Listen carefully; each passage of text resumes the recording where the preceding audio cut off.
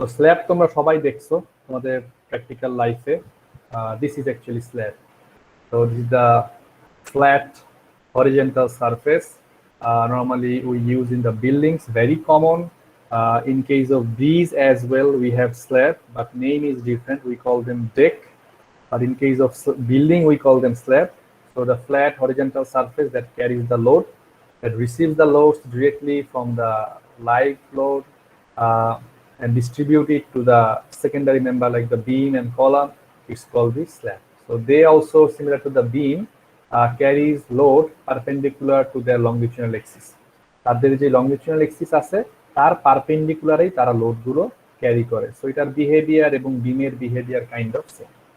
So there are different types of slab. So this is actually edge supported slab. This is an example of edge supported slab. কারণ এই বিমের চারদিকেই sorry স্ল্যাবের চারদিকেই beam আছে। এখানে দেখতে পাচ্ছ বিম, এখানে দেখতে পাচ্ছ বিম, এখানে দেখতে পাচ্ছ বিম। এর জন্য এজ সাপোর্ট, এর এই যে সাপোর্ট আছে। তো এজ সাপোর্ট ছাড়াও অনেক সময় স্ল্যাব হয়, ওয়াফেল টাইপের স্ল্যাব হয়, তোমাদেরকে আমি দেখাবো এখন। So this is actually from support point of view. So if your slab has support only two sides, only this side and this side, or this side and this side, other side is open, that is called actually one-way slab. This is actually from load carrying point of view. কেননা এইদিকে কিন্তু কোনো support নাই, খোলা ছাদ। এইদিকে বিম আছে একটা রিজিড সাপোর্ট, এইদিকে বিম আছে রিজিড সাপোর্ট। তার মানে তুমি এই স্ল্যাবের উপরে যত লোডই অ্যাপ্লাই করো না কেন, সব লোড কিন্তু এই দুই দিকেই দৌড় দিবে, কারণ তার সাপোর্ট আছে এইদিকে। এইদিকে কিন্তু কোনো লোড যাবে না, কারণ যাওয়ার জায়গা নেই, মানে কেউ নাই তো তাকে নেওয়ার মতো, মানে কেউ নাই।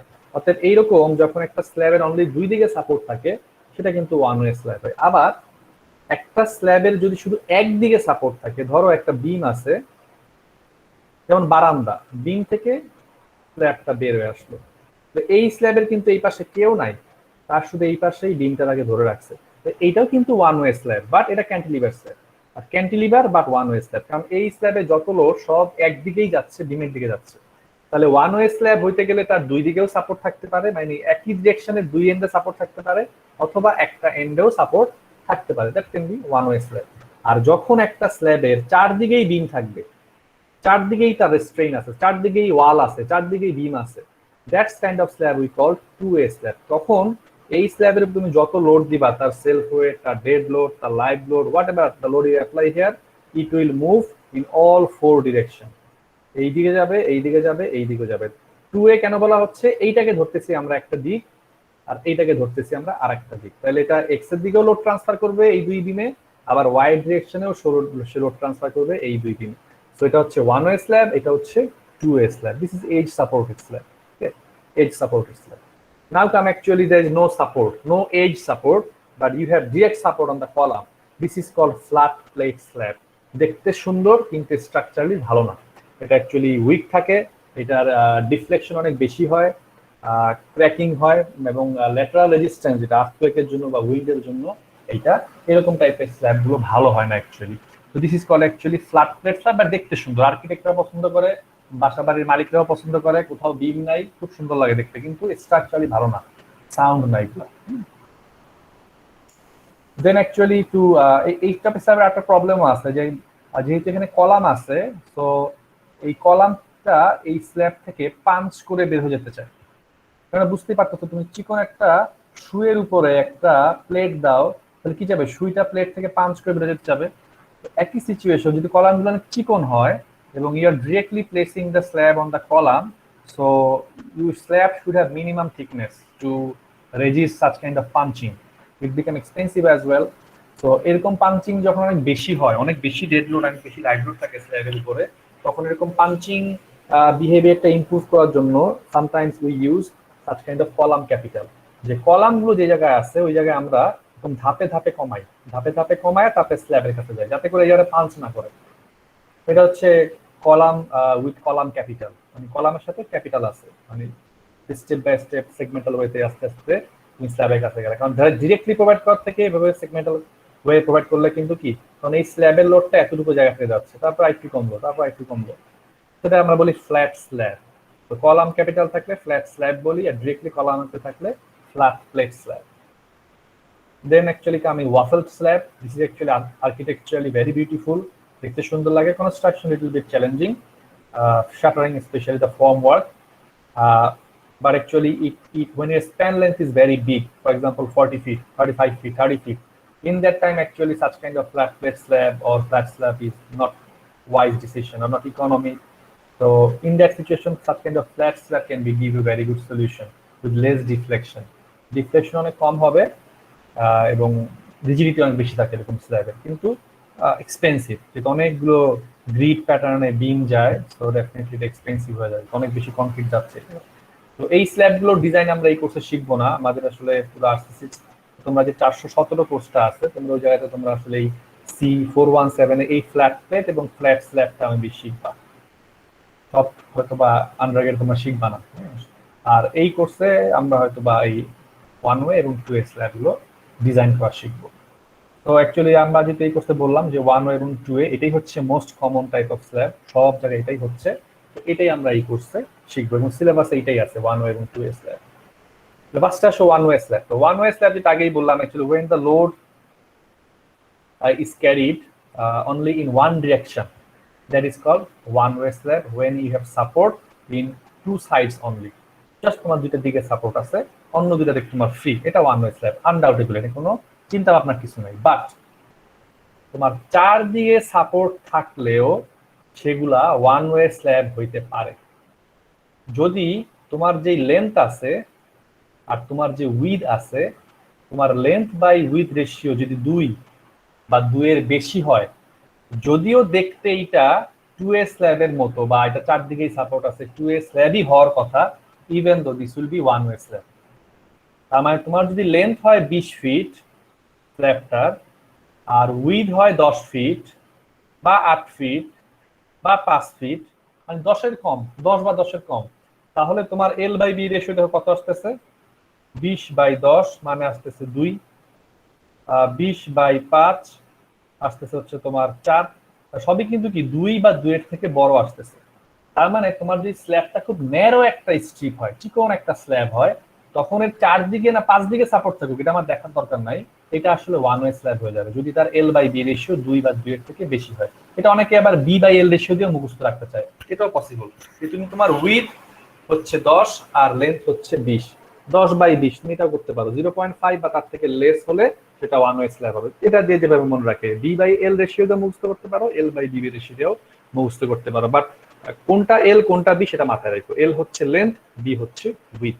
তাহলে এল বাই বি রেশিও যদি 2 বা 2 এর বেশি হয় তাহলে সেটা চারদিকে সাপোর্ট থাকলেও এটা 1 ওয়ে স্ল্যাব হবে। তাহলে 1 ওয়ে স্ল্যাব তাহলে কোন দিকে 1 ওয়ে হবে, এটা কি লোড এদিকে দিবে নাকি এদিকে দিবে, যেদিকে শর্ট যেদিকে চাপা সেই দিকেই বেসিক্যালি এটা 1 ওয়ে স্ল্যাব হবে।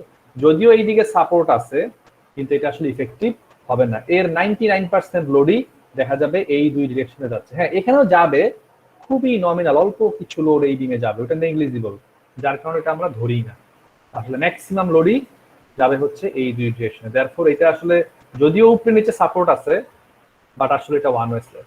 তাহলে এল বাই বি রেশিও যদি 2 বা 2 এর বেশি হয় that is 1 way slab even though it has support on 4 side. আর যদি তোমার এল বাই বি রেশিও 2 বা 2 এর থেকে কম হয় এবং চারদিকে সাপোর্ট থাকে that is your 2 way slab. 2 way স্ল্যাবটা আমরা পরে দেখবো, আগে আমরা 1 ওয়ে স্ল্যাব নিয়ে আলোচনা করি। So now actually come to the design philosophy. So how do you design 1 way slab? তো if you just see a cross section, আমি যদি এখন এই তার একটা ক্রস সেকশন নেই, এখান থেকে কেটে ফেলি, কি দেখবো আমি? দেখবো হচ্ছে এর দুই মাথায় বিম আছে, স্ল্যাবটা গেল, এই হলো আমার স্ল্যাব, রাইট? হ্যাঁ এখানে তো ওই দুই বিমের দুই সাইডে এজ হিসেবেও কিছু থাকতে পারে না? এজ মানে? মানে স্যার স্ল্যাবটা আরো বাড়তি কিছু বিমের বাইরে হ্যাঁ আরো গেল বাড়তি গেল গেল বাইরে গেল, আসলো আসতে পারে, তখন কিন্তু এইটুকুর ডিজাইন হবে একভাবে আর এইটুকুর ডিজাইন হবে আরেকভাবে। এটা হচ্ছে ক্যান্টিলিভার স্ল্যাব, এটাও 1 ওয়ে স্ল্যাব বাট ক্যান্টিলিভার ঝুলন্ত, আর এটা দুই দিকে সাপোর্ট 1 ওয়ে স্ল্যাব। মানে স্যার একদিকে শুধু যদি একদিকে বিম থাকে স্ল্যাবের তাহলে ওইটা হচ্ছে ক্যান্টিলিভার হ্যাঁ স্ল্যাব কিন্তু ওয়ান ক্যান্টিলিভার ওয়ে। 1 ওয়ে, ওই ক্যান্টিলিভার সাপোর্টের দিকে 1 ওয়ে। তাহলে অ্যাকচুয়ালি আমরা স্ল্যাব তাহলে কিভাবে ডিজাইন করি, আমাদের ফিলোসফিটা হচ্ছে একটা বিম যদি আমি তোমাদেরকে দেখাই, দিস ইজ এ বিম, এইদিকে সাপোর্ট আছে, এইদিকে সাপোর্ট আছে, এর উপরে লোড আছে। তাহলে এই বিম, আর আমি যদি একটা স্ল্যাব, হ্যাঁ স্ল্যাব একটা কন্টিনিউয়াস বডি, আমরা তো অলরেডি আমাদের ল্যাব কোর্সে অলরেডি স্ল্যাব ডিজাইন করেই ফেলছি আসলে বলতে গেলে, ওয়ান ওয়ে স্ল্যাব, যেটা হচ্ছে তোমার girder bridge, deck bridge, right, deck slab bridge. আসলে আমরা ওইটাই করি যে স্ল্যাব ব্রিজকে অ্যাকচুয়ালি স্ল্যাবকে আমরা সে বিম আকারে কল্পনা করি, যদিও এটা অনেক লম্বা বা উইথ প্রস্থ থাকে। আমরা যেটা করি, আমরা কল্পনা করি এটা আসলে একটা 12 ইঞ্চি উইথের একটা বিম, 12 ইঞ্চি উইথের একটা বিম। তার মানে আলটিমেটলি তার এই পাশে সাপোর্ট আছে, তার এই পাশে সাপোর্ট আছে, এবং তার উইথ হচ্ছে 12 ইঞ্চি, মানে 1 ফিট। তাহলে 1 ফিট উইথ আর ডেপথ হচ্ছে স্ল্যাবের ডেপথ যা লাগবে, তাহলে 1 ফিট উইথ ডেপথ হচ্ছে স্ল্যাবের ডেপথ। এইরকম একটা আমরা বিম কল্পনা করি। এই 1 ফিট উইথের মধ্যে যত যত লোড আসতেছে তার জন্য আমরা share force bending moment diagram এঁকে যেই ম্যাক্সিমাম বেন্ডিং মোমেন্ট, যেই ম্যাক্সিমাম শেয়ার ফোর্স আসে তার জন্য আমরা ডিজাইন করি। এখানে যেই পরিমাণ রড লাগে ওই রড আমরা বাকি পুরা স্ল্যাবে একইভাবে দিয়ে দিই, শেষ। এটাই হচ্ছে ডিজাইন ফিলোসফি। অতএব স্ল্যাব নতুন কোনো স্ট্রাকচার এলিমেন্ট না যে তোমার শিখতে হবে ভাই নতুন জিনিস, স্ল্যাব কিচ্ছু না, জাস্ট তোমরা যেটা বিম করে আসছো সেটাই আসলে একটা স্ল্যাবের। আমরা স্ল্যাবটাকে আসলে বিমের মতোই কল্পনা করতে পারি, বাট তোমাকে একটু খালি ট্রান্সফার করতে হবে, যে স্ল্যাবটাকে তোমাকে একটা বিমে ট্রান্সফার করে নিতে হবে যাতে করে তুমি সেটাকে বিম আকারে কল্পনা করতে পারো। সেখান থেকে শেয়ার ফোর্স বেন্ডিং মোমেন্ট ডায়াগ্রামের মানগুলো বের করে নিতে হবে। এতটুকুই হচ্ছে তোমার নতুনত্ব। এর বাইরে কিছু অ্যাডিশনাল রিকমেন্ডেশনস আছে এইচসিআই কোডে। তারা বলতেছে, যেটা আমি দেখালাম, যে অ্যাকচুয়ালি এটা হচ্ছে স্ল্যাব, তার দুই পাশে সাপোর্ট আছে। তাহলে আসলে আমরা আলটিমেটলি যেটা করবো 12 ইঞ্চি উইথের একটা স্ল্যাব নিব। পুরা স্ল্যাবটা তো অনেক লম্বা আছে, 20 ফিট 30 ফিট 40 ফিট থাকুক, আমার দেখার দরকার নেই ওয়ান ওয়ে স্ল্যাব। আমি খালি দেখবো যে উইথটা 12 ইঞ্চি, বাস 12 ইঞ্চি একটা স্ল্যাবের একটা পোর্শন নিব। এইটা আমি ডিজাইন করব বিম আকারে, এর মধ্যে যে পরিমাণ রড লাগবে বাকি পুরো স্ল্যাবেও একই পরিমাণ রড লাগবে, শেষ। এটা হচ্ছে আমার ফিলোসফিটা বলতেছিলাম। এর বাইরে এসিআই কোডের কিছু রিকমেন্ডেশনস আছে। তো এসিআই কোড বলতেছে actually fine for flexure point of view আর shear point of view you have designed the main reinforcement in this way, fine, very good, but in the perpendicular direction, যেই ডিরেকশনে কোনো load যাচ্ছে না ওই ডিরেকশনে কোনো reinforcement লাগে না theoretically structural point of view, but practical point of view you have to provide some minimum reinforcement considering two issues. One is the temperature issues, another one is the shrinkage issues. দেখা গেছে concrete যখন soft থাকে, নরম থাকে, তখন এটা কিন্তু একরকম থাকে, যখন হার্ড হয় আস্তে আস্তে স্কুইজ করে। তো যখন এটা 20 ফিট 30 ফিট 40 ফিট লম্বা স্ল্যাব স্কুইজ করবে তখন কিন্তু এদিকে কি হবে, ক্র্যাক দেখা দিবে। তখন দেখা যাবে যে এই সব দিকে ক্র্যাক আসতেছে একটু পরপর অ্যাব্রাপ্ট। এই ক্র্যাকগুলো যাতে না হয় তার জন্য বলা হয়েছে যে মেইন রেইনফোর্সমেন্টের পারপেন্ডিকুলারে আপনারা রড দিবেন। কারণ ক্র্যাক মনে রাখবা, ক্র্যাক যেদিকে হবে তার পারপেন্ডিকুলারে তোমাকে রড দিতে হবে। তোমার ক্র্যাক হচ্ছে এই দিকে আর রডও দিচ্ছ তুমি ওই দিকে, হবে না। যেদিকে ক্র্যাক হচ্ছে এইদিকে ক্র্যাক হচ্ছে, তাহলে ক্র্যাকের পারপেন্ডিকুলার তোমাকে রড দিতে হবে।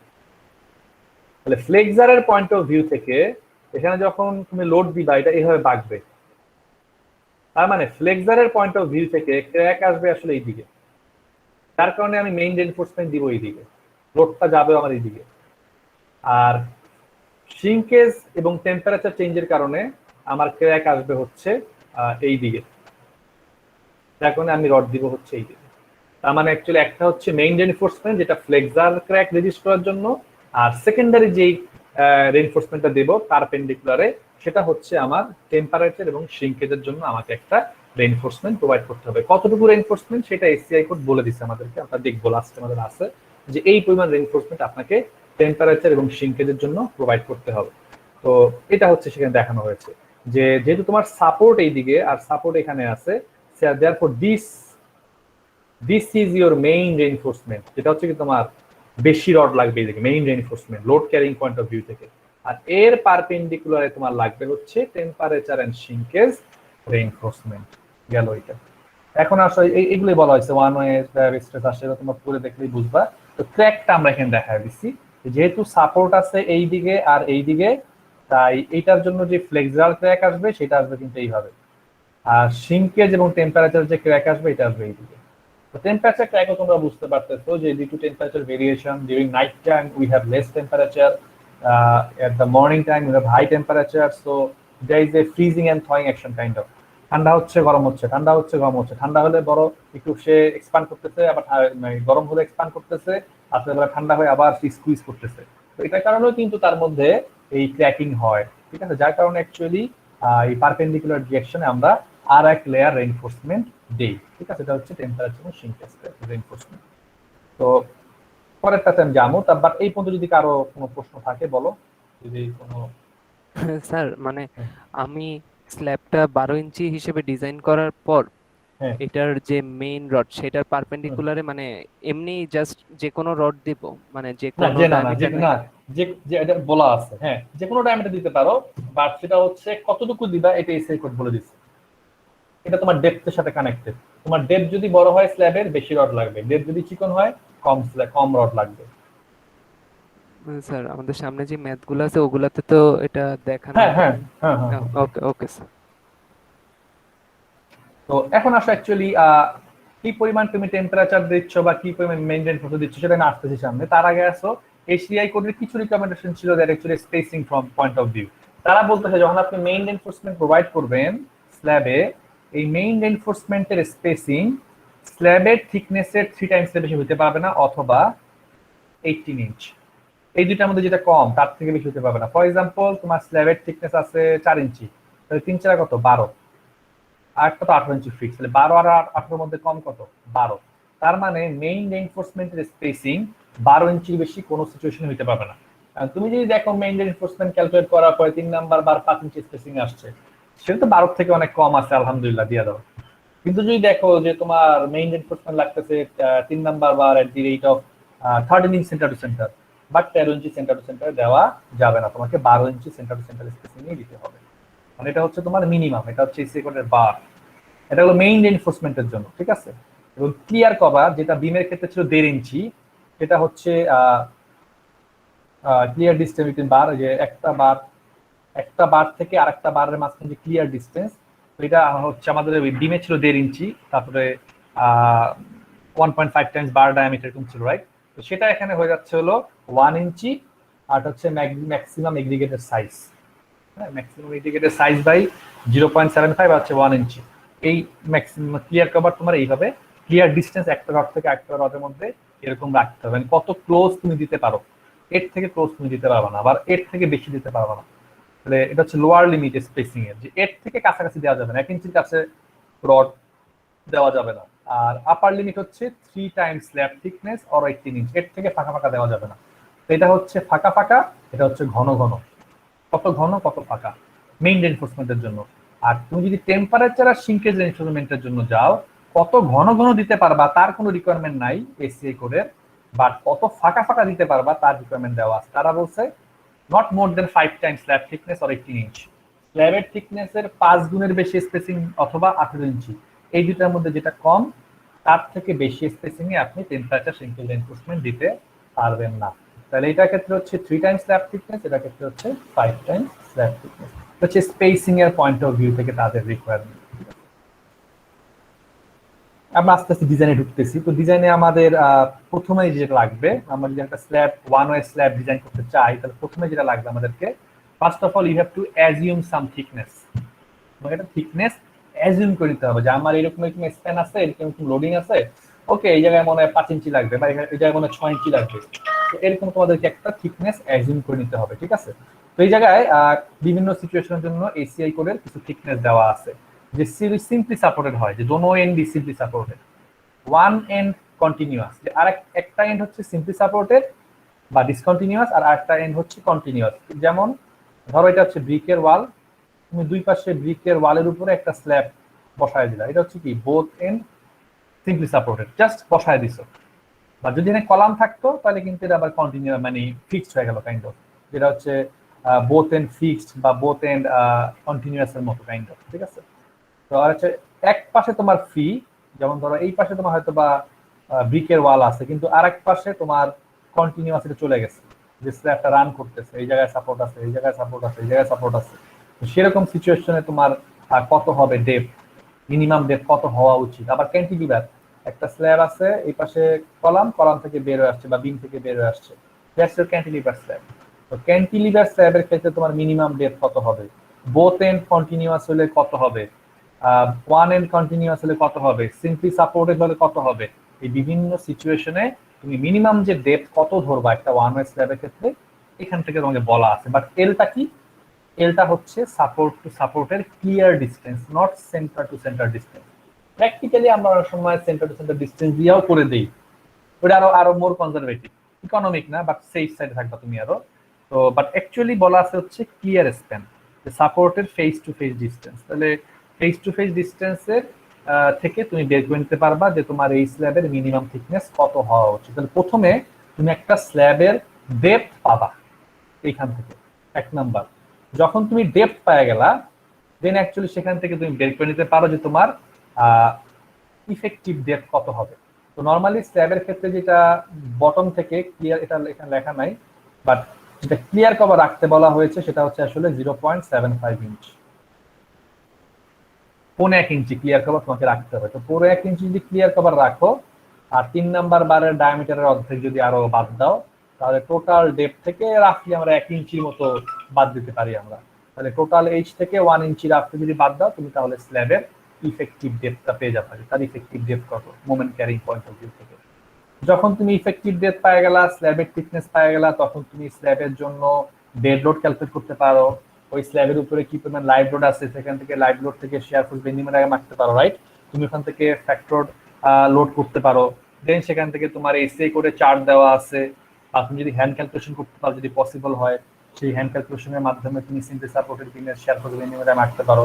যদি বোথ এন্ড ফিক্সড হয় সেগুলো তোমরা হ্যান্ড ক্যালকুলেশনে পারবা না, তোমাদের মোমেন্ট কোএফিসিয়েন্ট লাগবে, সেগুলো তোমরা এসে করে চার্ট দেওয়া আছে একটু পরে তোমাদেরকে দেখাবো। সেই সিচুয়েশনে তোমরা সেখান থেকে ওই কোএফিসিয়েন্ট দিয়ে গুণ করে শেয়ার ফোর্স এবং বেন্ডিং মোমেন্টের মান বের করে নিতে পারবা। তাহলে প্রথমে তুমি ডেপথ পাইলা, ডেপথ থেকে তুমি ইফেক্টিভ ডেপথ পাইলা, then from there you can calculate the load, you can magnify the load, you can calculate the responses of the slab, is flexural and shear responses.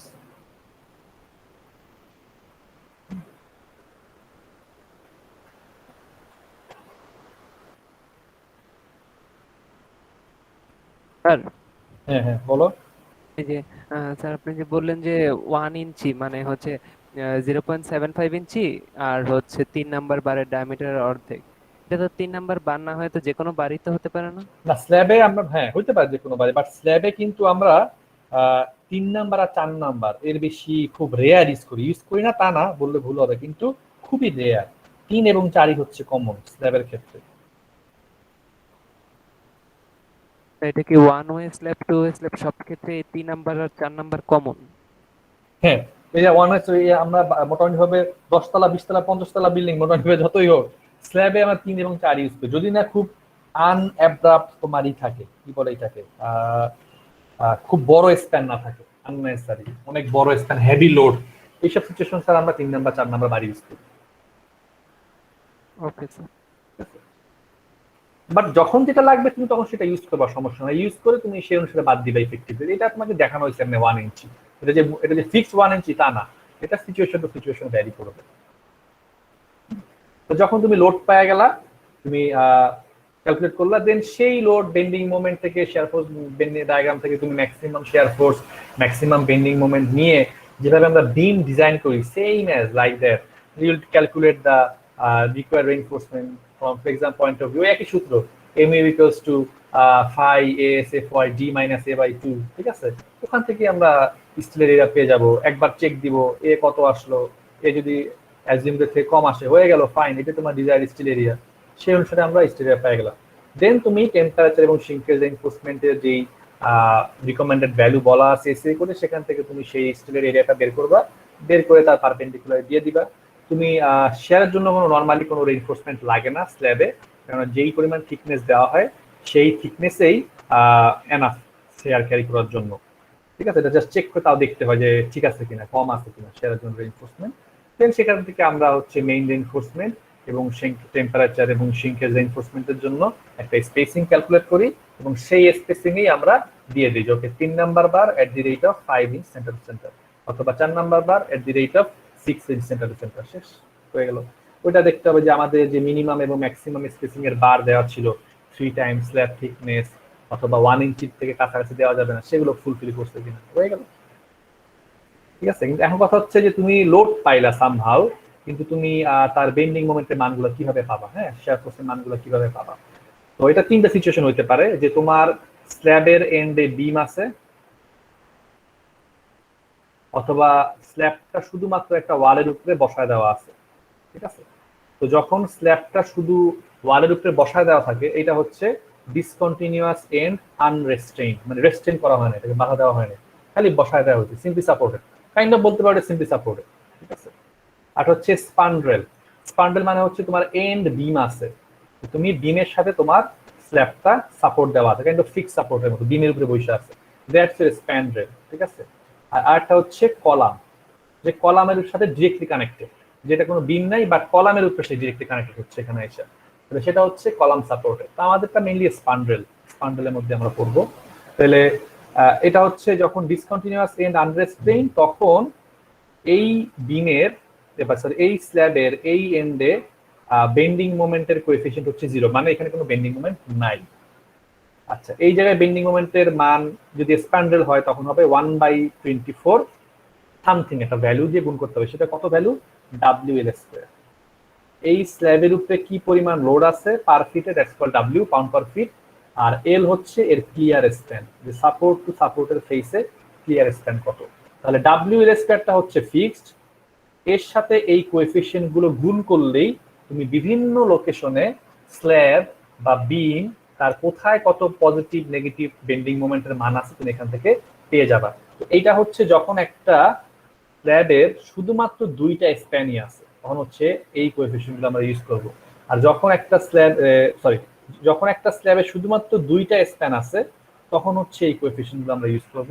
আর যখন একটা স্ল্যাবের দুইটার থেকে বেশি বেশি সংখ্যক স্প্যান আছে, তখন হচ্ছে আমরা এই কোএফিসিয়েন্ট গুলো ইউজ করব। ঠিক আছে, তাহলে প্রথম স্প্যানটাতে একটু ভেরিয়েশন আছে কোএফিসিয়েন্টের, বাট ইন্টারমিডিয়েট যে স্প্যান গুলো, এই জায়গায় আসলে কোএফিসিয়েন্টের মান ফিক্সড, যে তোমার স্ল্যাব বা বিমের এন্ডে কোএফিসিয়েন্ট হচ্ছে 1/11, মাঝখানে কোএফিসিয়েন্ট হচ্ছে 1/16, আবার এন্ডে হচ্ছে 1/11। শুধুমাত্র প্রথম স্প্যানটাতে তোমার ডিসকন্টিনিউয়াস এন্ডের সাপোর্টের টাইপের উপর ডিপেন্ড করে কোএফিসিয়েন্ট গুলো চেঞ্জ হচ্ছে, 0, 1/24, 1/16, ডিফারেন্ট ভ্যালু আসতেছে।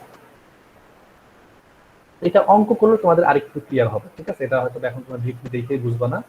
তো এরকম বোথ এন্ড ফিক্সড বা কন্টিনিউয়াস স্ল্যাব থাকে, এর শেয়ার ফোর্স এবং বেন্ডিং মোমেন্টের মানগুলো ডায়াগ্রামগুলো কেমন হয় তোমাদের এইভাবে কিন্তু হয়, যে মাঝখানে থাকে পজিটিভ বেন্ডিং মোমেন্ট আর দুই এন্ডে থাকে হচ্ছে নেগেটিভ বেন্ডিং মোমেন্ট। ঠিক আছে, তো এই যে 1/11 দেখতে পাচ্ছ, তারা বলে না এই প্লাস বা মাইনাস, বাট তোমার এটা জানা থাকা উচিত যে এই 1/11 কিন্তু আসলে নেগেটিভ বেন্ডিং মোমেন্ট তারা মিন করতেছে, কারণ ডায়াগ্রামটা তো আমরা মুখস্থ, যে যখন কোনো জায়গায় কন্টিনিউয়াস সাপোর্ট থাকে বা ফিক্স সাপোর্ট থাকে, এর বেন্ডিং মোমেন্ট ডায়াগ্রাম এরকমই কিন্তু আসে, যে নেগেটিভ পজিটিভ নেগেটিভ পজিটিভ এরকম থাকে।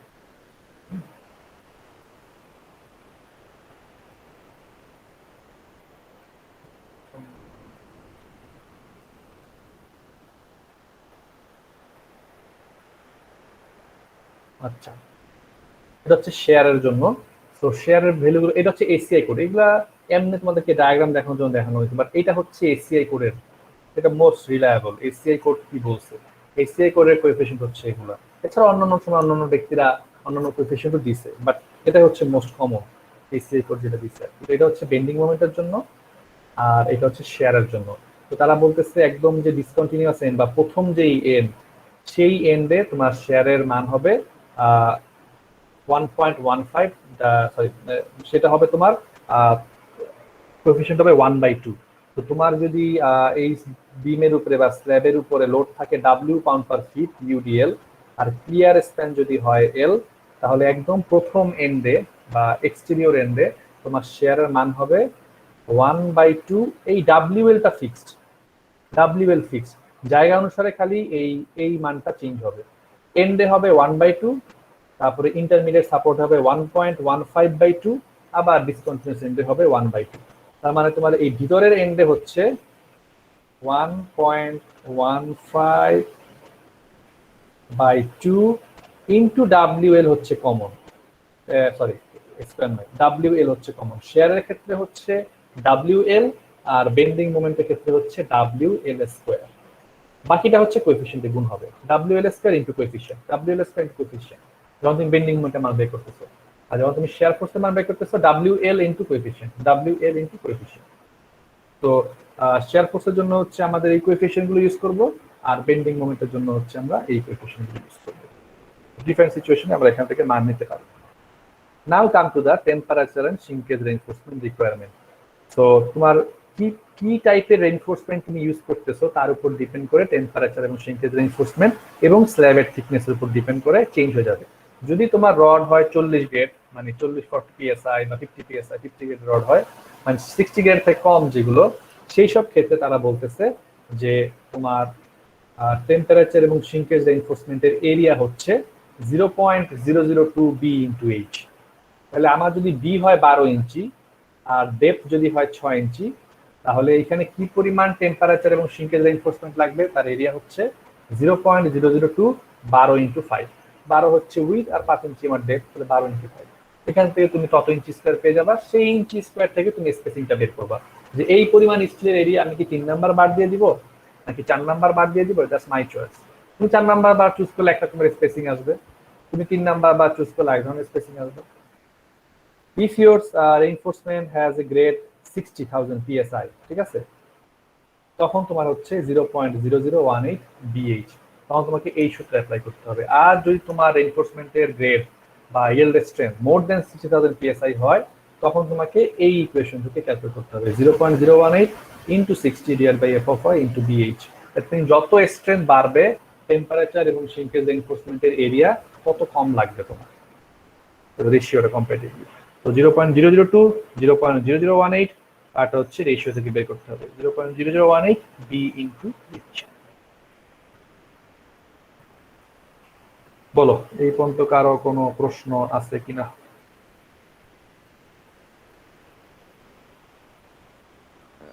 স্যার এখানে ওই টেম্পারেচার শ্রিঙ্কেজের জন্য মানে যেই রড গুলো ইউজ করবো সেটার কথা বলা হয়েছে। সেটা কথা বলা হয়েছে। এটা হচ্ছে এরিয়া, কত ইঞ্চি স্কোয়ার তোমার লাগবে, এটা থেকে গুণ করলে তুমি যেটা পাবা that's in inch square area পাবা, যে এত ইঞ্চি স্কোয়ার রড আপনার লাগবে এই স্ল্যাবের 12 ইঞ্চি উইথ। আমি তো স্ল্যাবটা ডিজাইন করতেছি 12 ইঞ্চি উইথ নিয়ে, রাইট? তাহলে আমার উইথ হচ্ছে 12 আর স্ল্যাবের থিকনেস আমি জানি, তাহলে 12 ইঞ্চি উইথ আর এই 5 ইঞ্চি থিকনেসের স্ল্যাবের জন্য এই 12 ইঞ্চি উইথে কতটুকু টেম্পারেচার এবং শিঙ্কেজ রেইনফোর্সমেন্ট লাগবে। তো তুমি এইখান থেকে গুণ করলেই পেয়ে যাবা 0.002 12 ইন্টু 5 বা 0.0018 12 ইন্টু 5 কত ইঞ্চি স্কোয়ার লাগবে। স্যার যে এর আগের স্লাইডটাতে ওইখানে একটু স্যার এইখানে এই যে অল মানে অল এন্ডে হচ্ছে শুধু হাফ হবে আর মাঝখানে অল এন্ড বলতে একদম স্যার দুই সাইডের দুইটাকে বুঝাইতেছে আর মাঝখানে যত ইন্টারমিডিয়েট আছে সবগুলা 1.15/2। হ্যাঁ হ্যাঁ হ্যাঁ ওকে স্যার। ইন্টেরিয়র যত সাপোর্ট আছে, ইন্টেরিয়র সবই তো ইন্টেরিয়র সাপোর্ট ম্যাক্সিমামই, ইন্টেরিয়র যত সাপোর্ট আছে এই জায়গায় তোমার 1.15 WL/2, আর একদম এক্সটেরিয়র যে দুইটা আছে সেখানে হচ্ছে হাফ। Okay sir.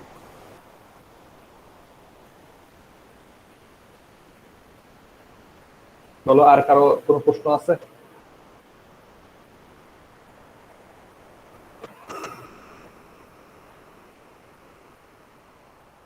বলো কারো প্রশ্ন আছে কিনা, মানে আগে বুঝো নাই কিছু।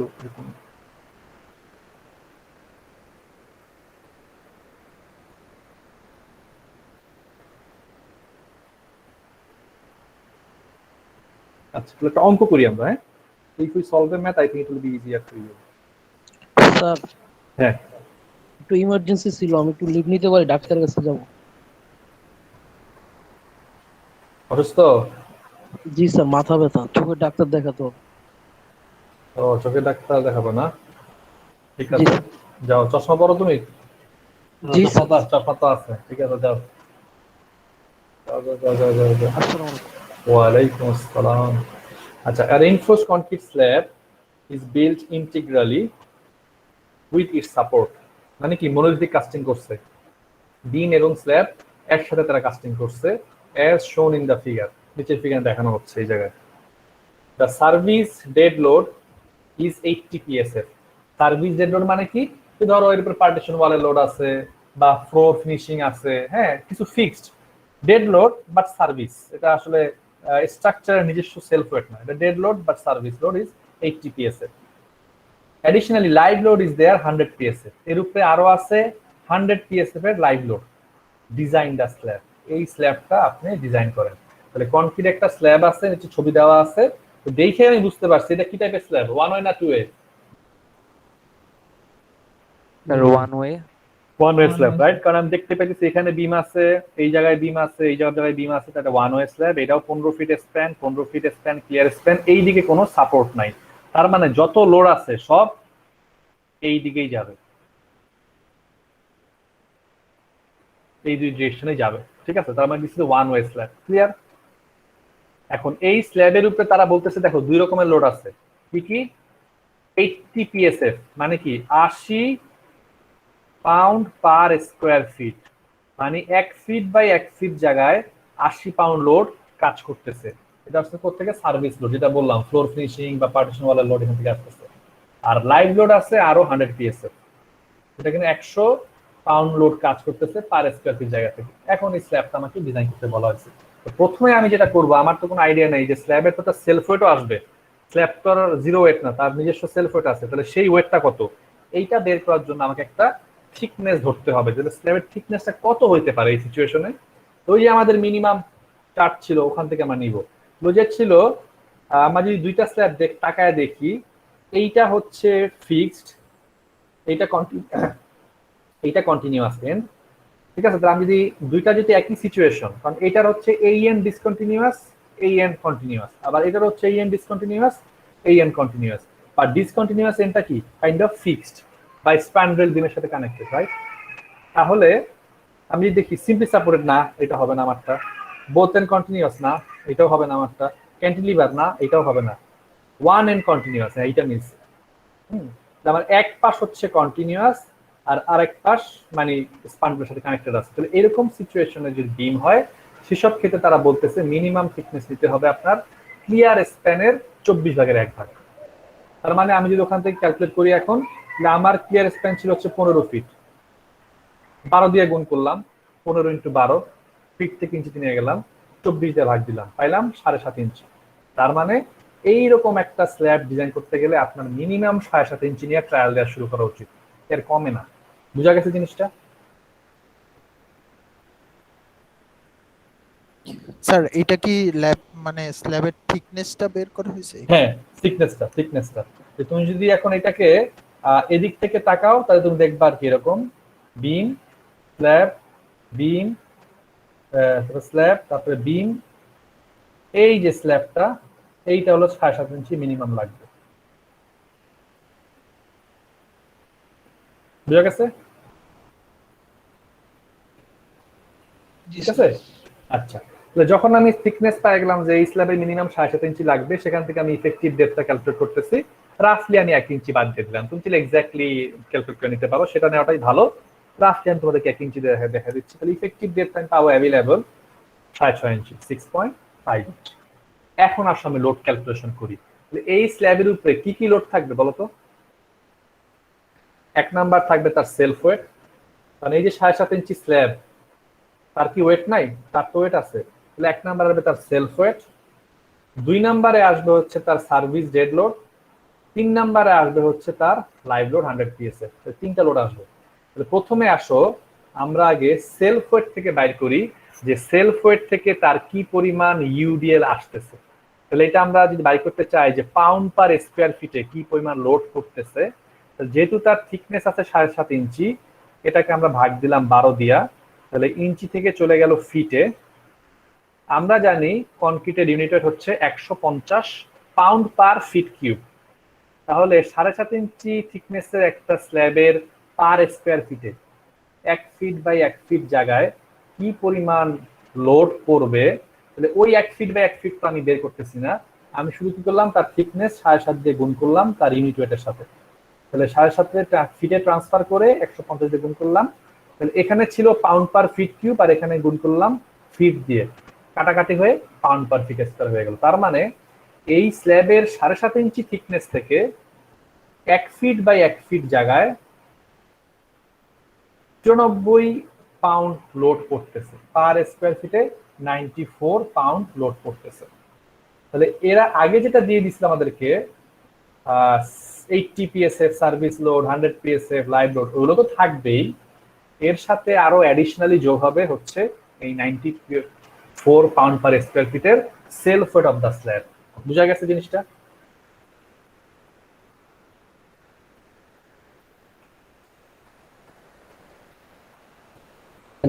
আবার বলেন।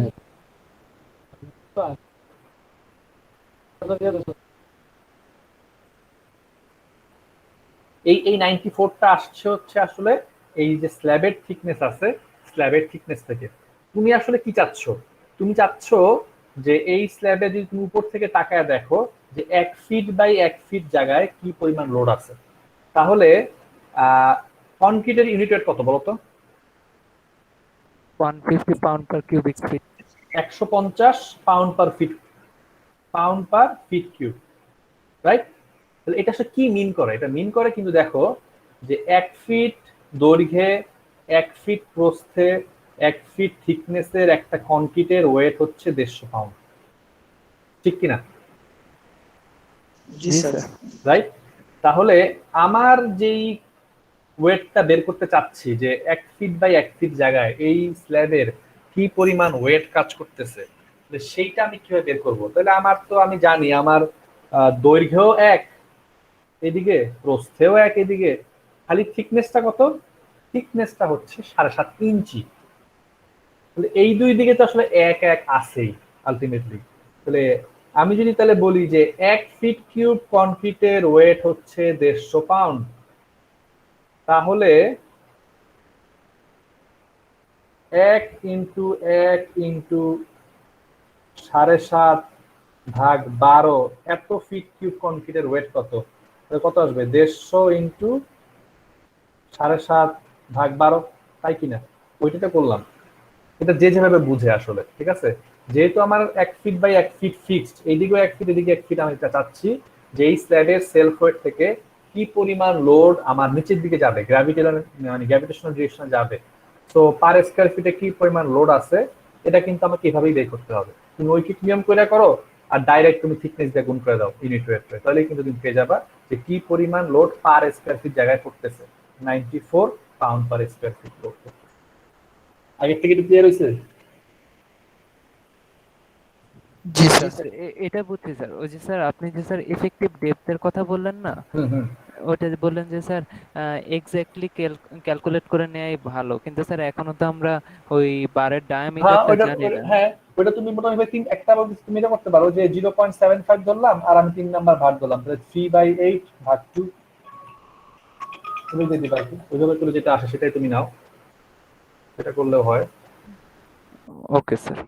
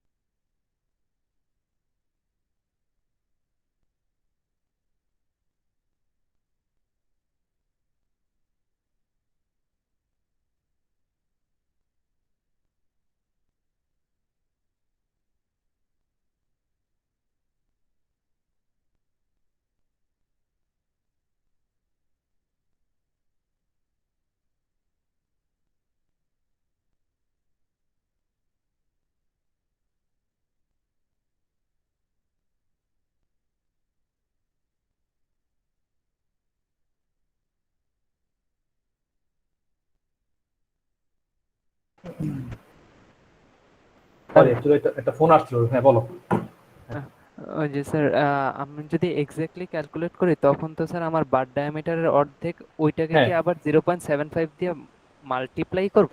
না না না না, কিচ্ছু না। 0.75 হচ্ছে ক্লিয়ার কভার, আর এর সাথে যোগ হবে হলো বারের ডায়ামিটারের অর্ধেক। এই ওকে ওকে স্যার। এটা এটা মাইনাস হবে ডেপথ থেকে শেষ। সো এখান থেকে তুমি পাইলা হচ্ছে 94 পিএসএ ফ্রম সেলফ ওয়েট, ওকে। আর তাহলে তোমার ডেড লোড আসতেছে কয়টা? একটা ডেড লোড আসতেছে 94 পাউন্ড পার স্কয়ার ফিট, আর আরেকটা ডেড লোড তোমার আগে থেকেই দেওয়া ছিল 80, 80 pound per square feet. So now if you sum this up, you have to magnify them. তাহলে আমরা কিন্তু এসিআই কোডে বলা আছে ডেড লোডকে 20% বাড়ায় ধরতে হবে। সো 1.2 80 প্লাস 94 করলাম, আসলো 209 পাউন্ড পার স্কয়ার ফিট, গেল একটা। লাইভ লোড তারা দিয়ে দিছিল কত? 100 pound per square fit. ACI code বলছে লাইভ লোডকে 60% বাড়ায় ধরতে হবে, তাহলে 1.6 লাইভ লোড। তাহলে এখান থেকে ডেড লোড বাইরে আসলো 209 টোটাল, আর লাইভ লোড বাইরে আসলো 160। দুইটা যোগ করলাম 369 পাউন্ড পার স্কোয়ার ফিট। তার মানে ফাইনালি এই স্ল্যাবের 1 ফিট বাই 1 ফিট জায়গায়, এই স্ল্যাবের 1 ফিট বাই 1 ফিট জায়গায় 369 পাউন্ড লোড নিচের দিকে পড়তেছে। এটা ক্লিয়ার কিনা? জি স্যার। তাহলে এই স্ল্যাবের 1 ফিট বাই 1 ফিট জায়গায়, হ্যাঁ 80 পড়ছে শুধু ডেড লোডের জন্য, 100 পড়ছে লাইভ লোডের জন্য, সব ঠিক আছে, কিন্তু ফ্যাক্টর কত? ফ্যাক্টর হয়ে টোটাল লোডটা কত? ফ্যাক্টর হয়ে টোটাল লোডটা আসলো 300 কত? 369 pound per square feet, 369 pound per square feet 1 feet by 1 feet জায়গায় পড়তেছে। আচ্ছা এখন আসো, আমার স্ল্যাবটা দেখতে আসলে কেমন? আমি যে স্ল্যাবটা ডিজাইন করব, আমি তো পুরো স্ল্যাব ডিজাইন করবো না, আমি ডিজাইন করবো একটা 12 ইঞ্চি উইথ, রাইট? তাহলে জি আমি স্যার। যে কোনো স্ল্যাব নেই না কেন, আমি তাহলে উপর থেকে দেখলে দেখবো এই জায়গায় একটা লাইন, এই জায়গায় একটা লাইন, তার মানে এরকম একটা জিনিস, ঠিক কিনা? তার মানে এই জি স্যার। স্ল্যাবের উইথ উইথ কত? 1 ফিট। আর এই দিকে কত আছে? আমি যদি 1 ফিট যাই, তাহলে আমি যদি বলি যে এই আমার 12 ইঞ্চি যে স্ট্রিপটা নিচ্ছি, সেই 12 ইঞ্চি স্ট্রিপের পার ফিট স্প্যানের দিকে কি পরিমাণ লোড পড়তেছে, আর আমি এখানে কি জানি 1 ফিট বাই 1 ফিট জায়গায় পরে 369, তাহলে এই জায়গায় কি পরিমাণ লোড পড়তেছে? 369। কেননা 369। রাইট, কারণ এইদিকে তো 1 ফিট আছেই, আমি ধরছি 1 ফিট, এটা 1 ফিট মিলা গেল, এই 1 ফিটের সাথে 1 ফিট মিলা গেল, শেষ, এটা মিলা গেল। আর এই দিকে তারা বলছিল 1 ফিট গেলে 370 বসবে, তা আমিও ধরতেছি যে আমার স্প্যানের পার ফিটে কি পরিমাণ লোড পড়ে। আমরা যে এতদিন 211-তে করে আসলাম অঙ্ক, যে একটা বিমের উপরে লোড পড়তেছে ইউডিএল আকারে 100 পাউন্ড পার ফিট, এই 100 পাউন্ড পার ফিটটা কি ছিল? যে এই বিমের পার ফিট লেন্থে 100 পাউন্ড লোড করতেছে, পার ফিট লেন্থে 100 পাউন্ড লোড করতেছে, পার ফিট লেন্থে 100 পাউন্ড লোড করতেছে। তো সেটাই হলো ঘুরা ফিরা, যে আলটিমেটলি একটা 12 ইঞ্চি উইথের স্ল্যাব যার থিকনেস হচ্ছে 7.5 ইঞ্চি, তার পার ফিট স্প্যানে আসলে 370 পাউন্ড লোড করতেছে। তুমি আরো 1 ফিট গেলে আরো 370 বাড়বে, তুমি আরো 1 ফিট গেলে আরো 370 বাড়বে, এভাবে করে আস্তে আস্তে বাড়তেছে। অতএব আলটিমেটলি আমার যেই বিমটা আসলো, এটা যদিও স্ল্যাব, বাট এটা বিম আকারে কল্পনা করলে তার থিকনেস হচ্ছে 7.5 ইঞ্চি, এবং তার পার ফিট স্প্যানে লোড বসবে 369 পাউন্ড পার ফিট, যেটা আমরা আগে এসএমএ করে আসছি। অতএব ওইখান থেকে কিন্তু আমি এখানে এটা ট্রান্সফার করলাম। আবার একটু একটু দাঁড়া, হ্যাঁ।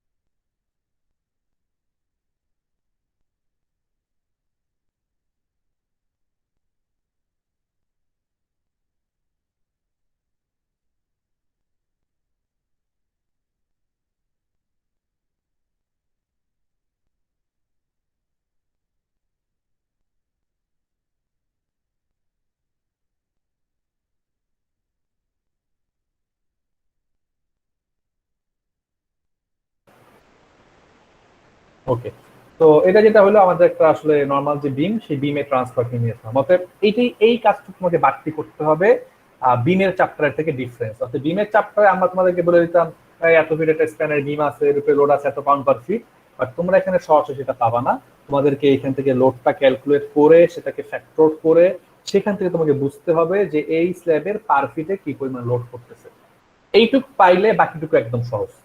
যখন তুমি এটা পাওয়া গেলা, তার মানে তোমার বিমের এই পাশেও ফিক্সড, এই পাশেও ফিক্সড, তার মানে এই বিমের মধ্যে বেন্ডিং মোমেন্টের শেপটা হচ্ছে এরকম। এই এন্ডে হচ্ছে ম্যাক্সিমাম নেগেটিভ মোমেন্ট, আর এই এন্ডে হচ্ছে ম্যাক্সিমাম নেগেটিভ মোমেন্ট, আর বিমের মাঝখানে হচ্ছে ম্যাক্সিমাম পজিটিভ মোমেন্ট। তাহলে এখন এই মাঝখানে কি পরিমাণ পজিটিভ মোমেন্ট আছে আর দুই এন্ডে কি পরিমাণ নেগেটিভ মোমেন্ট আছে, এগুলোর মান বের করতে গেলে তোমাকে ওই যে এসিআই কোডের হেল্প নিতে হবে। এসিআই কোড বলছে যে আমাদের এই দুই এন্ডে গেলাম, এই যে যখন দুইটা স্প্যান অনলি, হ্যাঁ যখন দুইটা স্প্যান এরকম যদি হয়, তাহলে আমাদের ভিতরের এন্ডে নেগেটিভ মোমেন্টের কোএফিসিয়েন্ট হচ্ছে 1/9, আর বাইরের এন্ডে নেগেটিভ মোমেন্টের মান হচ্ছে 1/24, আর ভিতরের পজিটিভ মোমেন্টের কোএফিসিয়েন্ট হচ্ছে 1/14। যেহেতু স্প্যান্ড্রেল লাস্টে কলাম বিম আছে এই জায়গায়, অতএব আমাদের হচ্ছে 1/24, 1/14, 1/9, এই তিনটা হচ্ছে আমার কোএফিসিয়েন্ট। তাহলে 24, 14, 9 আমরা ওইটা নিয়ে আসি। তাহলে দেখো তারা ওইটাই বলছে যে এন্টেরিয়র সাপোর্ট, মানে ভিতরের সাপোর্টে, ইন্টেরিয়র সাপোর্ট মানে হচ্ছে এইটা ইন্টেরিয়র সাপোর্ট। ইন্টেরিয়র সাপোর্টে আমার নেগেটিভ মোমেন্টের মান হচ্ছে -1/9 হচ্ছে কোএফিসিয়েন্ট, গুণ হবে কত দিয়ে? WL² দিয়ে। ডাব্লিউ হচ্ছে আমার 370, এটাকে আমরা কিপ পার স্কয়ার ফিটে নিয়ে আসলাম, মানে 0.369 কিপ পার স্কয়ার ফিট, আর আমার ক্লিয়ার স্প্যান হচ্ছে 15। তাহলে এটা তো কোএফিসিয়েন্ট, আর বাকিটা হচ্ছে WL²। গুণ করলাম, এত কিপ ফিট হচ্ছে বেন্ডিং মোমেন্টের মান। এই পার ফিট হচ্ছে আসলে যে 12 ইঞ্চি উইড, স্ল্যাবের 12 ইঞ্চি উইডের জন্য বেন্ডিং মোমেন্টের মান হচ্ছে ইন্টেরিয়র সাপোর্টে যে নেগেটিভ বেন্ডিং মোমেন্ট আছে তার মান হচ্ছে এত কিপ ফিট। মিড স্প্যানে যে পজিটিভ বেন্ডিং মোমেন্ট আছে তার মান হচ্ছে 1/14 কোএফিসিয়েন্ট WL²। WL² ফিক্সড, এটা গুণ হবেই কোএফিসিয়েন্টের সাথে মোমেন্ট পাওয়ার জন্য। তাহলে 5.93 কিপ ফিট পার ফিট। আর এক্সটেরিয়র সাপোর্টে নেগেটিভ বেন্ডিং মোমেন্টের মান হচ্ছে 1/24 WL², এত keep feet per fit of the span. ঠিক আছে, তাহলে এত এত এত তারা দিল।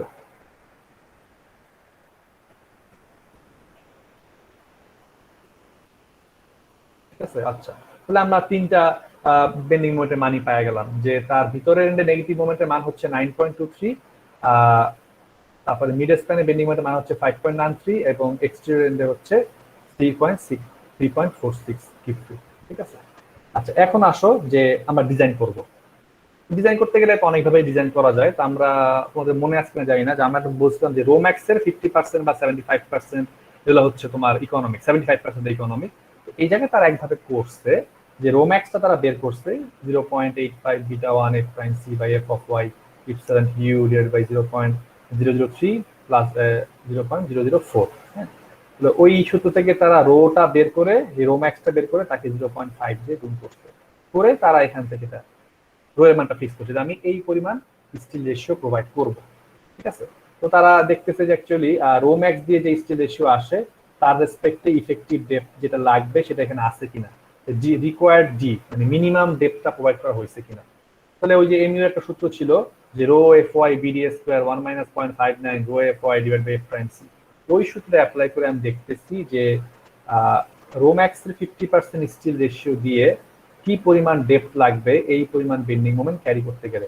এই তিনটা মোমেন্টের মধ্যে সবচেয়ে বড় বেন্ডিং মোমেন্ট হচ্ছে 9.23। তাহলে এই পরিমাণ বেন্ডিং মোমেন্টের জন্য যদি আমি টেনশন কন্ট্রোল বিম রাখতে চাই, তাহলে আমার 0.005 রাখতে চাই, তাহলে আমাকে অ্যাকচুয়ালি এই পরিমাণ ডেপথ দিতে হবে 4.27। বাট আমরা আসলে কত ডেপথ দিচ্ছি? আমরা দিচ্ছি হচ্ছে ইফেক্টিভ ডেপথ 6.5। বাট এই ম্যাক্সিমাম বেন্ডিং মোমেন্টের জন্য যদি আমরা টেনশন কন্ট্রোল বিম রাখতে চাই, তার জন্য ডেপথ লাগে মাত্র 4.27। তার মানে যেই ডেপথটা ধরা হচ্ছে 7.5 ইঞ্চির স্ল্যাব, এটা ঠিক আছে। যদি আমি এখন দেখতাম যে এখানে লাগবে ডি এর মান 7 ইঞ্চি, বাট আমার এখানে অ্যাভেলেবল ডি আছে 6.5 ইঞ্চি, তার মানে আমাকে ডেপথ এখানে বাড়াইতে হতো, বাড়ায় আইসা আমি আবার ট্রায়াল দিতাম। কারণটা কি, এটা তারা করছে হচ্ছে রো ম্যাক্সের 50% দিয়ে। তুমি যদি চাও এখানে রো ইকুয়ালস টু ওই যে একটা আছে না যে 0.85 বিটা 1, হ্যাঁ, f prime c divide by f of y, তারপর হচ্ছে epsilon u divide by epsilon u plus হচ্ছে ইপসিলন টি। এই ইপসিলন টি এর জায়গায় তুমি চাইলে 0.005 বসাইতে পারো সরাসরি। 0.005 বসায়া তুমি দেখতে পারো যে এই পরিমাণ বেন্ডিং মোমেন্ট ক্যারি করতে গেলে এই রো দিয়ে কি পরিমাণ ডেপথ লাগবে, ওটা বের করতে পারো, ওইটা ওই কাছাকাছি আসবে। আর এরা যেটা করছে রো ম্যাক্সের 50% নিছে, এই কাছাকাছি ঘুরে ফিরে। তো যাই হোক, যেই ডেপথ দেয়া হচ্ছে এই ডেপথ দিয়ে আসলে টেনশন কন্ট্রোল বিম ডিজাইন করা যাবে। ফাইন, এটা হচ্ছে আমার জাস্ট চেক, এটা কিন্তু কোনো ডিজাইনের পার্ট না, জাস্ট চেক ফর ডেপথ। এখন আমি প্রত্যেকটা লোকেশনে স্টিলের এরিয়া বের করব, যে ইন্টেরিয়র স্প্যানে আমার সবচেয়ে বেশি বেন্ডিং মোমেন্ট আছে, তো এই জায়গায় বেন্ডিং মোমেন্টের মান হচ্ছে 9.23 কিপ ফিট।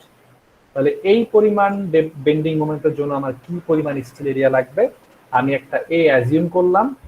এই অ্যাজিউমড এর রেসপেক্টে এই বেন্ডিং মোমেন্টের মান বসায় দিয়ে আমি বের করতে চাচ্ছি কি পরিমাণ স্টিল এরিয়া আসতেছে। তো এম ইউ ইকুয়ালস টু হচ্ছে এত divide by 5 f of y d minus a by 2, এখান থেকে আসলো 1 ইঞ্চি স্কোয়ার পার ফিট। আরেকবার চেক দিলাম যে আমার অ্যাজিউমড এ ছিল 0.5 আর আমার অবটেইনড এ হচ্ছে 0.49, যা কিনা 0.5 এর থেকে কম, তার মানে ওকে আছে। এখন আমি এই স্টিলটা কিভাবে দিব, যে আমার 12 ইঞ্চি স্ট্রিপের মধ্যে আমার স্টিল লাগবে 0.33 ইঞ্চি স্কোয়ার, ওই ঠিক নিয়ম সে আগের মতো। আমি বললাম আমি 4 নাম্বার বার দিয়ে এই এরিয়াটা কভার করব। তাহলে 0.33 ইঞ্চি স্কোয়ার লাগবে 12 ইঞ্চি পরপর, 0.33 ইঞ্চি স্কোয়ার লাগবে 12 ইঞ্চি পরপর।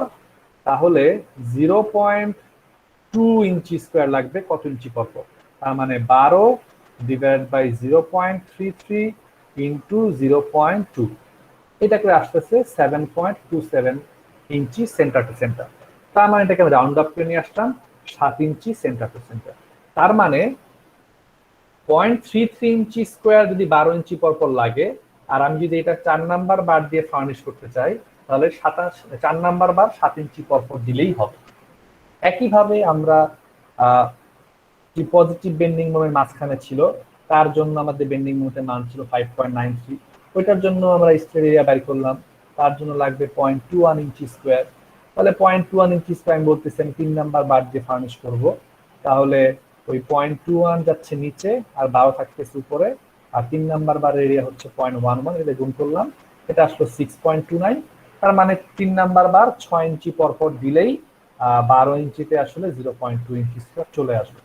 আর এক্সটেরিয়র স্প্যানে যে আমার নেগেটিভ বেন্ডিং মোমেন্ট ছিল তার জন্য স্টিল লাগতেছে 0.12 ইঞ্চি স্কোয়ার। ওখান থেকে আমি দেখলাম যে এটা 3 নাম্বার বার 11 ইঞ্চি পরপর দিলেই হয়। কিন্তু আমাকে এখন চেক করে দেখতে হবে, ওই যে এস ম্যাক্স এর কন্ডিশন ছিল যে ম্যাক্সিমাম এত ইঞ্চির বেশি স্পেসিং দেওয়া যাবে না, হ্যাঁ, ওগুলা সব ফুলফিল করতেছি কিনা ওটা চেক করে দেখতে হবে। তো তার আগে আমরা টেম্পারেচার আর সিঙ্কেজের পার্টটা করব।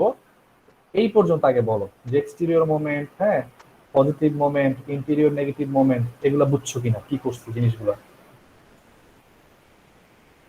জি স্যার। আমি ছবি আঁকবো, ছবি আঁকলে আরো ভালো বুঝবা, বাট এটা জাস্ট খালি তাহলে প্রথমে খালি ডেপথটা চেক করে দেখলাম যে আমাদের 7.5 ইঞ্চি টোটাল ডেপথ দিচ্ছি, সেখানে আমাদের ইফেক্টিভ ডেপথ আছে 6.5 ইঞ্চি, কিন্তু এই ডেপথ দিয়ে টেনশন কন্ট্রোল বিম রাখা যাবে কিনা সেটা চেক করছি এখানে আমরা, হ্যাঁ রাখা যাবে। তারপরে আমরা যখন ওকে হয়ে গেলাম যে হ্যাঁ রাখা যাবে, তখন খালি এই প্রত্যেকটা মোমেন্টের রেসপেক্টে স্টিলের এরিয়াগুলো বের করতেছি আর তার করেসপন্ডিং স্পেসিং গুলো আমরা ক্যালকুলেট করতেছি। এখন আসো টেম্পারেচার এবং সিঙ্কেজ রেইনফোর্সমেন্ট।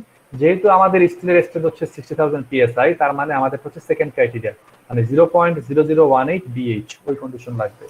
তো 0.0018 আমাদের বি হচ্ছে 12 ইঞ্চি আর টোটাল এইচ হচ্ছে 7.5 ইঞ্চি, গুণটুন করে আসলো এত ইঞ্চি স্কোয়ার পার ফিট। এটা আমাকে এখন প্রোভাইড করতে হবে। তাহলে এত ইঞ্চি স্কোয়ার লাগবে 12 ইঞ্চি পরপর, 0.16 ইঞ্চি স্কোয়ার লাগবে 12 ইঞ্চি পরপর। আমি ধরলাম এটা আমি 3 নাম্বার বাদ দিয়ে দিব, তাহলে 0.11 ইঞ্চি স্কোয়ার লাগবে কত ইঞ্চি পরপর, তাহলে 12 ভাগ হচ্ছে 0.16 ইন্টু হচ্ছে 0.11, গুণটুন করলে আসলো হচ্ছে 8.25 ইঞ্চ সেন্টার টু সেন্টার, তার মানে 8 ইঞ্চি সেন্টার টু সেন্টার। তার মানে 3 number bar 8 inch centre to centre আপনাকে দিতে হবে।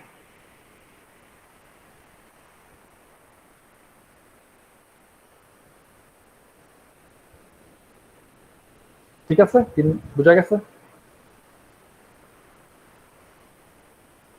জি স্যার। এখন আমি দেখি চেক করে যে আমার যে ওই যে ম্যাক্সিমাম স্পেসিং এর কন্ডিশনগুলো ফুলফিল করছে কিনা।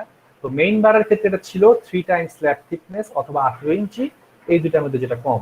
তাহলে আমার স্ল্যাবের থিকনেস হচ্ছে টোটাল 7.5 ইঞ্চি, এই যে 3 দিয়ে গুণ করে তাহলে আসলে হলো 22.5 ইঞ্চি। তাহলে 22.5 আর 18-র মধ্যে মিনিমাম হচ্ছে 18 ইঞ্চি। বাট আমাদের যদি মেইন রেনফোর্সমেন্ট গুলো দেখি, আমাদের বিমের মেইন রেনফোর্সমেন্ট ছিল 3টা, একটার স্পেসিং ছিল হলো 7 ইঞ্চি, কম আছে। এটার স্পেসিং ছিল 6 ইঞ্চি, এটাও কম আছে। এটার স্পেসিং ছিল 11 ইঞ্চি, তিনটাই আমার 18 ইঞ্চির থেকে কম আছে, তাহলে ওকে হয়ে গেল। আর টেম্পারেচার সিঙ্কেজের স্পেসিং আসছে 8 ইঞ্চি, তাহলে এটা তো আমরা চেক করে দেখি যে টেম্পারেচার সিঙ্কেজের ক্ষেত্রে এটা ছিল 5 টাইমস স্ল্যাব থিকনেস আর 18 ইঞ্চি, এদের মধ্যে মিনিমাম ছিল 18 ইঞ্চি, তাহলে 8 ইঞ্চি তো 18 থেকে কমই আছে, তার মানে এটা ওকে আছে। তার মানে কোনো স্পেসিংই আমার 18 ইঞ্চির বেশি ক্রস করে নাই বা এই কন্ডিশনের বেশি ক্রস করে নাই। ফাইনালি হচ্ছে চেক ফর শেয়ার। আমি এখন চেক করে দেখবো যে আমি যেই ডেপথ দিচ্ছি 7.5 ইঞ্চি, এই ডেপথটা বিমের মধ্যে যে ম্যাক্সিমাম শেয়ার ফোর্স আসতেছে এটা ক্যারি করতে সাফিসিয়েন্ট কিনা। আমরা বলছিলাম যে বিমের ম্যাক্সিমাম শেয়ার ফোর্স থাকে ইন্টেরিয়র সাপোর্টে 1.15 ডাব্লিউ ইন্টু এল বাই 2। তাহলে 1.15 তো আমার কোএফিসিয়েন্ট, ডাব্লিউ হচ্ছে 369 pound per fit, span clear span হচ্ছে 15 ফিট ছিল আমার স্ল্যাবের, আর 2 তো সূত্রেরই 2 আসলো 2983 পাউন্ড। তার মানে আমার এই স্ল্যাবের ইন্টেরিয়র সাপোর্টে ম্যাক্সিমাম শেয়ার ফোর্স আছে 2983 পাউন্ড। আমি এখন দেখি আমার কনক্রিট কি পরিমাণ ক্যারি করতে পারে 5 ইসি। তাহলে 5 ইসি হচ্ছে 0.85 2 root over F prime C BD. তো 2 আর root over F prime C আমাদের 4000 পিএসআই ছিল, আর আমাদের স্ল্যাবের উইথ আমরা 12 ইঞ্চি স্টিকের জন্য কাজ করতেছি, আর টোটাল স্ল্যাব ছিল 7.5 বাট ইফেক্টিভ ডেপথ ছিল 6.5 ইঞ্চি, তাই ডি হচ্ছে 6.5, গুণ টুন করে এটা আসলো 8386 পাউন্ড। তাহলে 5 ইসি বাই 2 কত? এটা অর্ধেক করলেও কিন্তু 4140 এরকম একটা কিছু আসবে, যেহেতু এই ভিউর মান স্টিল 5 ইসির থেকেও কম, লেস দেন 5 ইসি থেকেও কম, 5 ইসি বাই 2 এর থেকেও কম। তার মানে এটা বেসিক্যালি মানে শেয়ার জন্য সাফিসিয়েন্ট। যদি দেখতাম যে এটা 5 ইসি সমান বা 5 ইসি থেকে বড়, তখন আমাকে এক্সট্রা মানে প্রিকশনস নিতে হতো, আমাকে হয় স্ল্যাবের থিকনেস বাড়াইতে হতো অথবা শেয়ার স্টাডিজ করতে হতো। এটা স্ল্যাবের মধ্যে তার স্ট্রি আপ দেওয়া সম্ভব না, এটা ইম্পসিবল। তো আমি এটা শেয়ার স্টার দেই অনেক সময় আমরা, বা স্ল্যাবের থিকনেস বাড়াই, তো স্ল্যাবের থিকনেস বাড়ানোটাই হচ্ছে ওয়াইজ। তাহলে মাথা রাখতে হবে আমার যে ভিউ আসবে, ভিউর মান 5 ইসি বাই 2 এর থেকে অর্ধেক হইতে হবে। আমার 5 ইসি বাই যে 2 আছে তার থেকে হচ্ছে আমার ভিউর মান কম, তার মানে ওকে আছে। তো ফাইনালি যদি আমি এখন আঁকি, তাহলে এটা আঁকলে আসলে এরকম দেখা যাবে। উপরে থেকে যদি দেখি আমি, তাহলে আমার ইন্টেরিয়র যে এন্ড এইখানে এবং এইখানে আমার নেগেটিভ মোমেন্টের মান সবচেয়ে বেশি ছিল, তো ওই জায়গায় আসছিল 4 নাম্বার বার 7 ইঞ্চি স্পেসিং। দেখো আমরা এই যে সবুজ বারটা এভাবে দিচ্ছি, এবং এটা দুইটা গোল্লা দিয়ে আমরা এইভাবে আরো দিয়ে দিচ্ছি, লিখে দিচ্ছি যে এটা 4 নাম্বার বার বসবে at the rate of 7 inch centre to centre. আর মাঝখানে যে পজিটিভ বেন্ডিং মোমেন্টের জন্য বার ছিল লালটা, তো এটা আমরা এই মাথা থেকে শুরু করে এই মাথা পর্যন্ত দিচ্ছি। বাট যেহেতু এই সাপোর্টের দিকে এটা প্রয়োজন নাই, এর জন্য একটা বার স্ট্রেট দিব এক মাথা থেকে শুরু করে আরেক মাথা পর্যন্ত, আর একটা বার আমরা কেটে দিব। মানে একটা স্ট্রেট একটা কাটা, একটা স্ট্রেট একটা কাটা। তার জন্য আমরা বলতেছি এটা আসবে 3 number bar at the rate of 6 inch centre to centre alternate cut.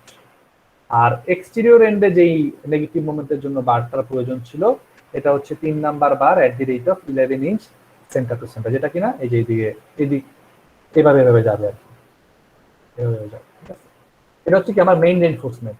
R temperature সিঙ্কেজ reinforcement কোন দিকে বসবে? এইটা হচ্ছে এই যে হলুদ কালারের, এইটা এই হলুদ কালারের লাইনটা। তাহলে এগুলা হচ্ছে এই দিকে বসবে, যাবে আস্তে আস্তে এদিকে বসে বসে যাবে। এটা স্পেসিং কত? 3 number bar at the rate of 8 inch centre to centre. তাহলে এটা হচ্ছে টপ ভিউ। আর যদি ক্রস সেকশন আকারে দেখি আমি, কেটে ফেলে এখান থেকে, দেন অ্যাকচুয়ালি আমি দেখবো এইভাবে। এটা ছিল আমার সাপোর্ট, এইটা সাপোর্ট, এটা সাপোর্ট। তাহলে আমার ইন্টেরিয়র এন্ডে যে নেগেটিভ বেন্ডিং মোমেন্টের জন্য রড ছিল সেটা আমার উপরে লাগবে 4 number bar at the rate of 7 inch centre to centre. আমার যেইখানে যেই রড লাগবে সেটা হচ্ছে 3 number bar at the rate of 11 inch centre to centre. আর আমার এইখানে যেই এইটা লাগবে এটা হচ্ছে 3 number bar at the rate of 8 inch centre to centre, যেটা আমার হচ্ছে সরি এই লালটা হচ্ছে আমার 3 number bar at the rate of 6 inch centre to centre, 3 number bar at the rate of 6 inch centre to centre. আর এই যে পারপেন্ডিকুলার যেটা হচ্ছে টেম্পারেচার এবং সিঙ্কেজ বার, কারণ এটা তো আসলে কাটা পড়বে, আমরা যখন এই থেকে কেটে ফেলবো তখন হচ্ছে এখান থেকে এটা কাটা পড়বে। তো এটা হচ্ছে 3 number bar at the rate of 8 inch centre to centre আকারে পড়বে। এটা হচ্ছে তোমার ডিটেইলিং। তাহলে এটা কিন্তু একটু বুঝতে তোমাদের কঠিন লাগতে পারে, বাট এটা তাকায় দেখো বুঝছো কিনা, না বুঝলে আমার জিজ্ঞেস করো। স্যার হ্যাঁ ওই যে যেই বারটা কন্টিনিউয়াসলি চলে গেছে, রেড কালারের যে হুম হুম বারটা, হুম হুম হুম।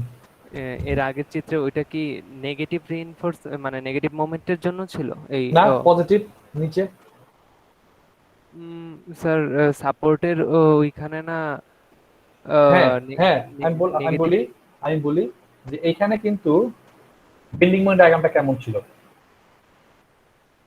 Sir negative positive negative. Right? এরকম ছিল, রাইট? তার মানে বিমের এতটুকু জায়গায় আছে নেগেটিভ, কাইন্ড অফ মানে অ্যাপ্রক্সিমেটলি, আর এই মাঝখানে জায়গাটাতে আছে পজিটিভ। তার মানে এই লাল রডটার কিন্তু আসলে এতটুকুর বেশি আর দরকার নাই, আমরা কেটে দিতে পারি, রাইট? এখানেও কেটে দিতে পারি, এখানেও কেটে দিতে পারি, এই যে এখানেও কেটে দিতে পারি, দরকার নাই। কিন্তু এটা এসিআই কোড বলছে যে আপনার পজিটিভ বেন্ডিং মোমেন্টের জন্য যে রডটা লাগে সেই রডটা আসলে আপনার মিড স্প্যানের দিকে প্রয়োজন নাই, কিন্তু তারপরও আপনাকে মিনিমাম 30% রড স্ট্রেট নিচে দিতেই হবে, এটা এসিআই কোড রিকমেন্ডেশন। তো 30% রড আসলে নিচে স্ট্রেট দেওয়া ঝামেলা, এর জন্য আমরা কি করি 50% দিয়ে দিই, বেশি দিয়ে দিই। ঠিক আছে, একটা দিব স্ট্রেট, এর পরেরটা আমরা শুধু মাঝখানে দিব, দুই এন্ডে দিব না। আবার এর পরেরটা দিব আমরা স্ট্রেইট, তার পরেরটা শুধু মাঝখানে দিব, মানে কন্টিনিউয়াস করব না। তো টপ থেকে দেখলে তোমরা সেটা বুঝতে পারবা যে একটা বার যাবে একদম স্ট্রেইট এক মাথা থেকে শুরু করে এক মাথা পর্যন্ত নিচে, বাট তারপরের বারটা আমরা শুধু মাঝখানের জন্য দিব। আবার তারপরের বারটা দিব এক মাথা থেকে শুরু করে এক মাথা পর্যন্ত, তারপরের বারটা আমরা শুধু মাঝখানে দিব, এইভাবে করে যাবো আর কি। তাহলে স্যার ওই যে যেগুলা কাটবো এগুলো হচ্ছে ওই ডেভেলপমেন্ট লেন্থ অনুসারে কেটে দিব। হ্যাঁ, এটা হচ্ছে যে যেহেতু তোমার এই সেকশনের পরে আর হয়তো তোমার এই সেকশনের পরে আর প্রয়োজন নাই, ওটা তোমার এখান থেকে ওই বলা আছে, এটা এসএ কোডে, এটা এসএ কোডে গাইডলাইন দেওয়া আছে।